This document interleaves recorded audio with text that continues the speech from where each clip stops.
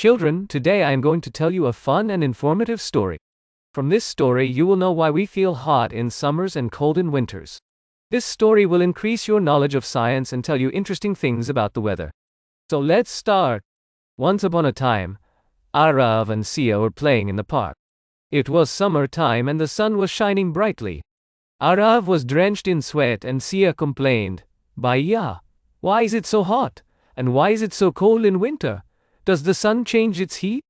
Arav did not have the answer to this, so both of them immediately went to their grandfather and asked, "Grandpa, why is it so hot in summers and so cold in winters?" Grandpa smiled and said, "That's a very good question, kids. To understand this, we have to understand the relationship between the earth and the sun. Come, let me explain it to you in a simple way." Grandpa said, "Our earth revolves around the sun, and along with this it remains slightly tilted on its axis. This tilt is the main reason for summer and winter. When a part of the earth is closer to the sun, it receives more sunlight and the summer season comes.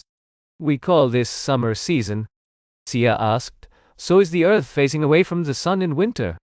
Grandpa smiled and said, "No, son, it is not like that.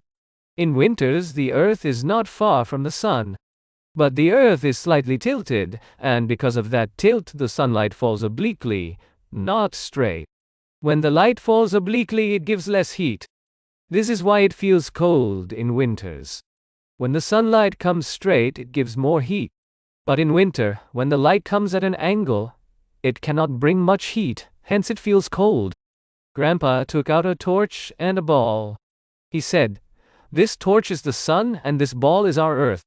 Now look carefully. When I shine the light of this torch directly on this part of the ball, this part becomes hot with the bright light. It is like summer season."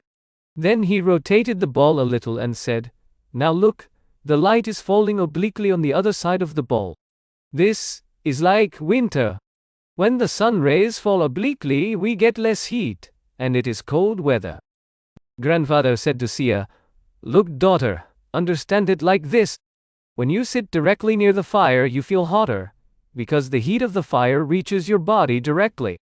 But if you sit a little away from the fire and at an angle, you will feel less hot, because the heat does not reach your body directly." He explained, similarly in winters, the earth does not receive the sunlight directly, but the light falls at an angle. That is why it feels cold in winters. Arav and Sia saw this and said, "Oh, now I understand. It is because of the inclination of the earth and the angle of the sun's rays that we feel hot and cold." So children, from this story we learned that the inclination of the earth and the angle of the sun's rays cause summer and winter. In summer, the sun's rays fall directly, which makes us feel hotter. And in winter, the rays fall obliquely, which makes it feel cold. Next time the weather changes, you will be able to understand it and tell others too.